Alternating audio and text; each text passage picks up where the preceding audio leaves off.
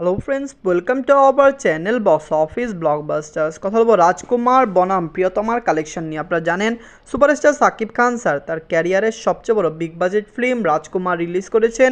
রাজকুমার কিন্তু দর্শকদের থেকে অনেক বেশি সাপোর্ট ভালোবাসা পেয়েছে। আপনারা জানিয়ে দেই, প্রিয়তমা যেরকম হাইপ ক্রিয়েট করেছিল রাজকুমার সেরকম হাইপ ক্রিয়েট করতে পারেনি, কিন্তু রাজকুমার কিন্তু সুপারস্টার সাকিব খান স্যারের মার্কেটের কারণে প্রথম দিকে অনেক ভালো আয় করে নিয়েছে, কিন্তু বর্তমানে মুভিটি প্রিয়তমা থেকে পিছিয়ে রয়েছে। কথা বলবো এই দুইটি মুভির কালেকশন নিয়ে। ভিডিও ভালো লাগে তো লাইক করবেন, এবং এখনও যদি বক্স অফিস ব্লগ বা চ্যানেলটি সাবস্ক্রাইব না করে থাকেন সবার আগে সকল মিল latest subject plus box office collection জানার জন্য আমাদের চ্যানেলটি সাবস্ক্রাইব করে নেবেন।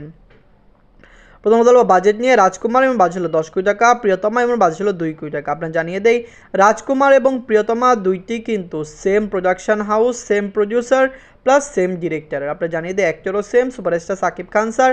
সুপারস্টার সাকিব খান স্যার তার ক্যারিয়ারের সবচেয়ে বড় বিগ বাজেট ফিল্ম করেছে রাজকুমার। আপনারা জানেন রাজকুমারের বেশিরভাগ লোকেশনই ছিল ইউএসএ মার্কেটে। আপনারা জানেন বাংলাদেশে মুভি শুটিং হয়েছে, কিন্তু সবচেয়ে বেশি জনপ্রিয়তা কিন্তু মুভিটি পেয়েছে ইউএসএ ভিত্তিক হওয়ার কারণে। বাংলাদেশের দর্শকরা প্রবাসীদের নিয়ে যেরকম ফিল্ম দেখতে চায়, আমার মতে রাজকুমার সেই রকম ফিল্ম, যার কারণে মুভিটি প্রবাস থেকে ভালো সাপোর্ট পাচ্ছে। সুপারস্টার সাকিব খান স্যার তার ক্যারিয়ারে ভালো ভালো ফিল্ম করেছে। আপনারা জানেন এই বছর নয়, গত 7-8 বছর যাবত তার ফিল্ম কিন্তু 10-12 কোটি টাকা প্লাস বিজনেস করে নিচ্ছে। যাই হোক, রাজকুমার নিজেদের 21 দিনে ওয়ার্ল্ড মার্কেট থেকে আয় করেছে 34 লক্ষ টাকা, যেখানে প্রিয়তমা আয় করেছিল 21 দিনে 60 লক্ষ টাকা। বুঝতেই পারছেন যে প্রিয়তমা প্রথম দিক থেকে পিছিয়ে থাকলেও দ্বিতীয় দিক থেকে কিন্তু রাজকুমার থেকে অনেক এগিয়ে যাবে, এবং এভাবেই কিন্তু প্রিয়তমা 43 কোটি টাকা প্লাস বিজনেস করতে পেরেছিল।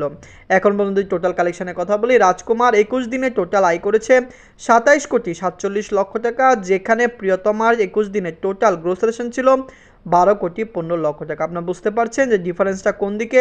রাজকুমার শুরুর দিকে ভালো আয় করে নিয়েছে, যেখানে প্রিয়তমা লং টাইম রান করেছে, বক্স অফিস থেকে ভালো কালেকশন করেছে। আপনাদের একটি ব্যাড নিউজ দিয়ে দেই, রাজকুমার কিন্তু অনেক জায়গা থেকে ওয়াশ আউট হয়েছে, এবং গুড নিউজ হলো ওভারসিজ মার্কেটে নতুন নতুন লোকেশনে রাজকুমার রিলিজ হবে। যেমন আপনারা জানেন গতকাল কিন্তু ইউকে এবং আয়ারল্যান্ডে থিয়েটার লিস্ট প্রোডাকশন হাউস দিয়ে দিয়েছে যে ইউকে এবং আয়ারল্যান্ডে 10টি সিনেমা হলে রাজকুমার চলবে। আমার মনে হয় এটি একটি ভালো দিক। ইউরোপে ভালো বাঙালি থাকে, তারা এই মুভিকে সাপোর্ট করলে অবশ্যই ইউরোপ থেকে মুভিটি 50 থেকে 60 লক্ষ টাকা প্লাস বিজনেস করতে পারবে।